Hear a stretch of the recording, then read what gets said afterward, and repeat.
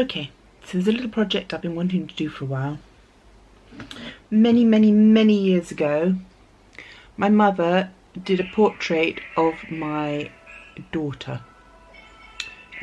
So this is Sasha, drawn by her granny, and she's probably about 4 years old at this time, and it's very cute. It's done. The original was done on a fake ivory.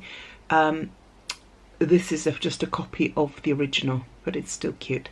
Now, I have one more of these frames, and they are very beautiful frames. They are real gilded wood as well. And I thought it would be really nice to do Sasha a portrait of Tilly in the same style.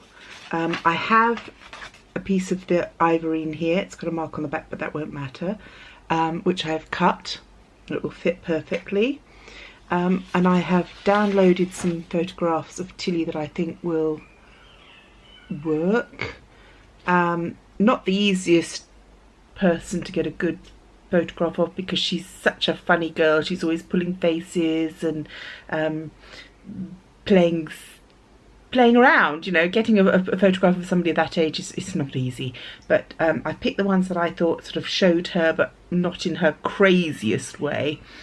And I'm now going to have a go at recreating the similar style to my mother, which is not going to be easy because my mother's a really good artist. But I'm going to try. So these ones, I decided on this one, but obviously there's a lot of light in this, so I'm going to use the others of reference to replace the bits where the light has wiped it out.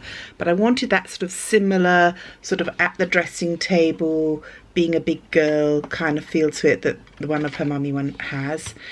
So I found this one of Tilly putting her makeup on. Now what I've done is I've just quickly rubbed over the back of the photograph with a B4 pencil. You can see, just rubbed it over so that I can just get my design more or less where I want it on the paper. Actually, it'd be actually easier if I cut this one out so I haven't got all of them.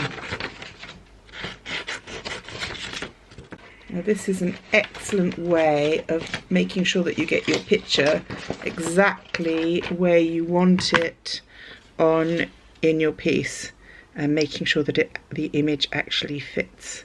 So this is what I'm going to do. I'm going to put her here.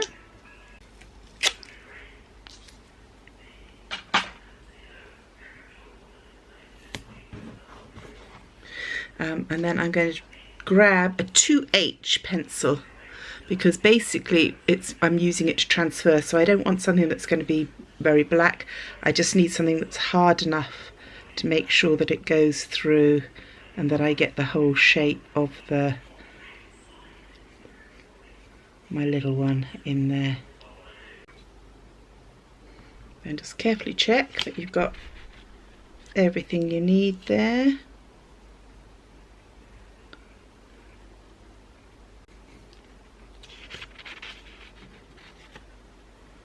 Yeah, I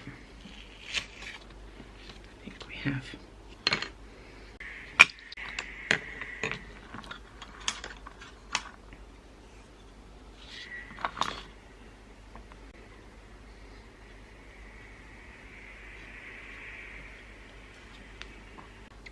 This is going to be quite right.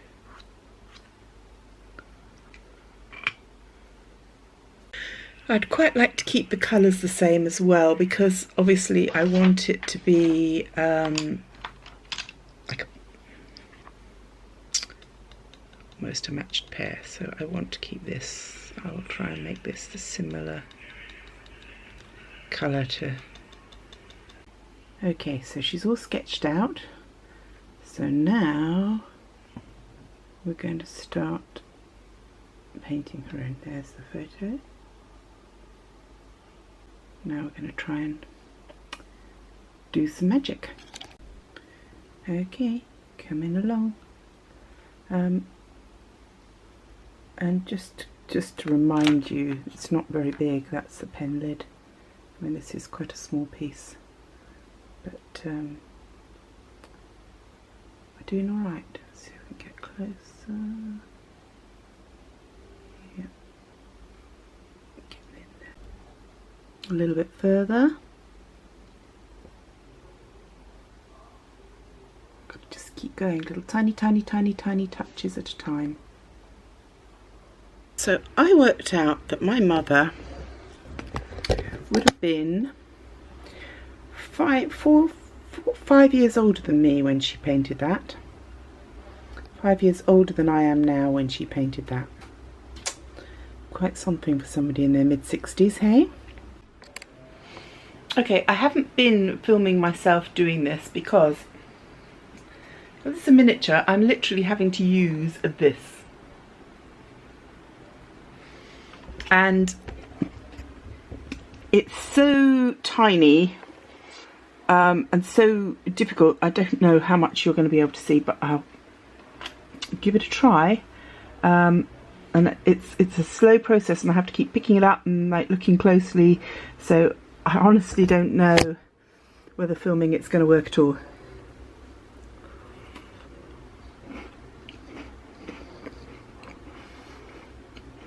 I might have bitten off more than I can chew, so to speak. I'm using a tiny paintbrush. Several tiny paintbrushes. I'm using watercolour pencil. I'm using watercolour. I'm using a little bit of acrylic. I'm using some felt tip pen or gel pen.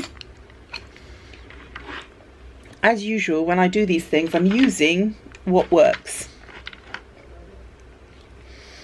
Because that's how I roll. Let's get some of the shadowed areas in. So behind her ear here, coming up to her thumb, it's very dark. Let's get this in.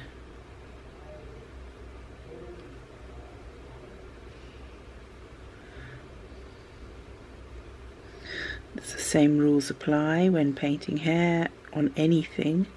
Go the direction the hair goes. I'm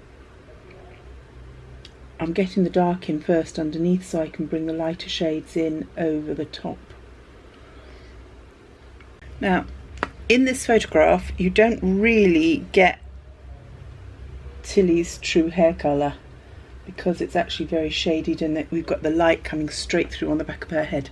She's actually quite a lot fairer, as you can see in this photograph. And because I want her to have, you know, I want her to have a little bit of that colouring that's obvious. I want to have it so that she matches up to her mummy's portrait quite well. So I'm actually going to highlight her hair more on the blonde parts so that we get that feeling, because she actually is quite fair. Not as dark as it is in this picture. As I said, that's really more about the lighting on this one than anything else. So I'm going to put quite a bit more colour into here, blend it all in. We'll put up a bit more gold as well. Get them in fairly roughly and then blend them all in as we go.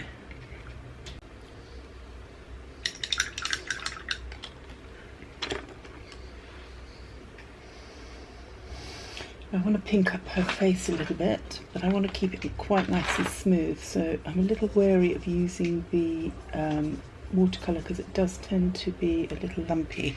So I'm just going to see if I can up it with a little bit of pastel.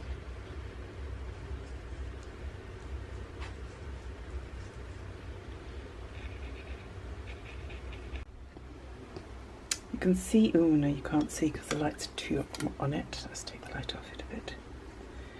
It's got glass on it, which makes it really hard. But you can see it's beginning to take shape. Sorry about the glare. I'll probably have to add some blue tones into it to make it fit a bit better. Not bad though.